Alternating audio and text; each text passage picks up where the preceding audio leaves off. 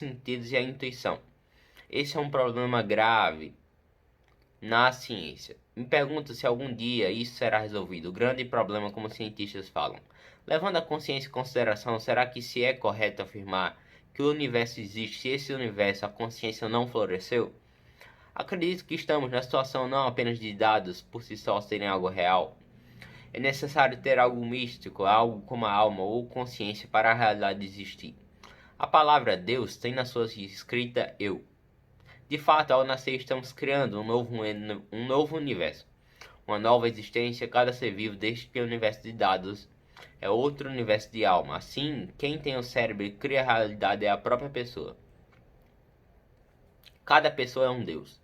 O padre que organizou a execução da bruxa disse ao governador da cidade que passaram dos limites, pois já tinham sido executadas 50 pessoas naquele mês. O governador disse que não se importa com autoridades maiores, pois está só realizando os planos de Deus, e era para o bem do povo. Guts segura a cabeça da mulher executada e joga para o governador da cidade. O governador destrói a cabeça da mulher com as mãos.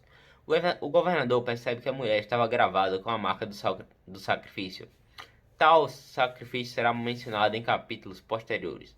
O governador percebe que é o espadachim negros. Apelidos são feitos para impactar e dar características próprias à pessoa, como sendo original.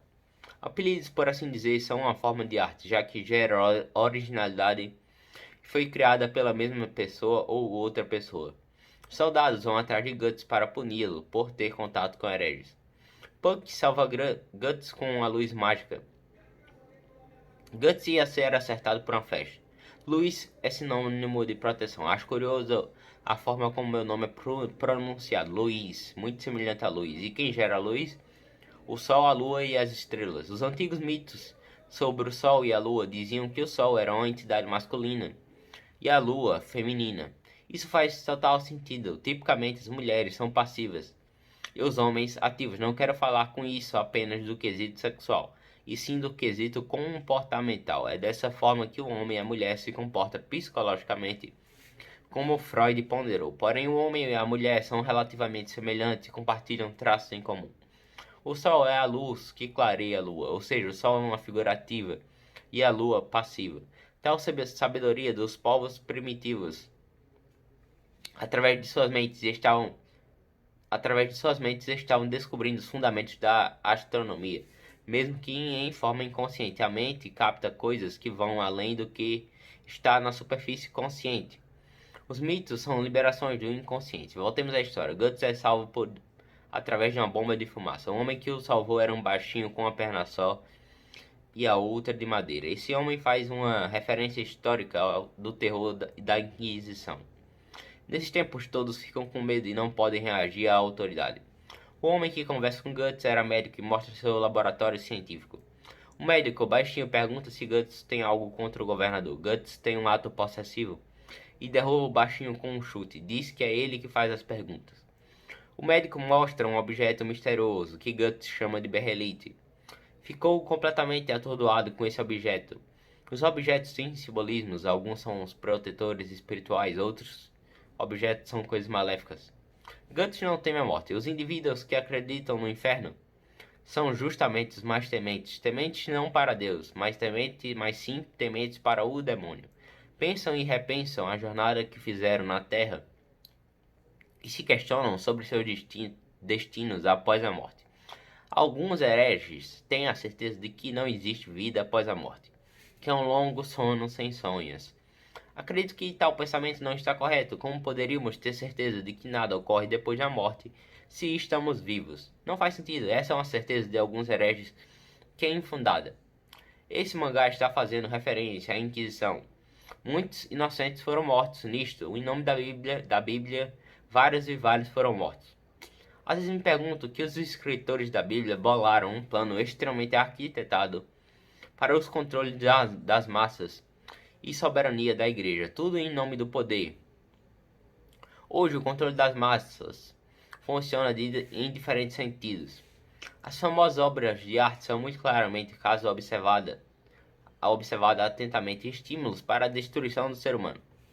Algumas obras são boas e saudáveis, mas nessa virada de século, com o aumento da tecnologia, as massas são manejadas de forma muito simples. Outra questão a se perguntar é: essas artes tão famosas e influenciadoras são feitas com intencionalidade de se fazer mal ao humano? Ou será que o próprio humano tem um instinto suicida e se autodestrói na inocência? E o outro instinto de autopreservação era o que Freud chamava de eros, amor. Tem a impressão que fugi um pouco do tema do capítulo do mangá e fui para outros temas indiretamente relacionados, mas o mangá foi a fonte de inspiração para as ideias contidas nessas últimas páginas. Confesso que esse capítulo não é tão inspirador quanto os outros, mas estamos elaborando ideias. Talvez esse capítulo tenha colocado lenha na fogueira e o fogo da reflexão irá se acender posteriormente. Encerro aqui meu discurso desse capítulo. Capítulo 4. Guts pergunta ao médico onde ele arrumou o berrelite. Guts segura o médico pelo pescoço. O médico diz que pegou do governador.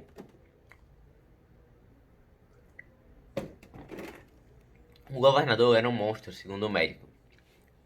7 anos atrás, como Vargas, o médico disse, o governador conseguiu o berrelite e o governador conseguiu o berrelite e mudou, virou um monstro. O berrelite é um amuleto redondo com 3 bocas e um nariz. Esse número 7 é um número sagrado na Bíblia, deve ter sido uma espécie de ironia do autor utilizar o número 7 para a transformação de um demônio. Vargas diz que o governador matou sua filha e esposa bem na sua frente.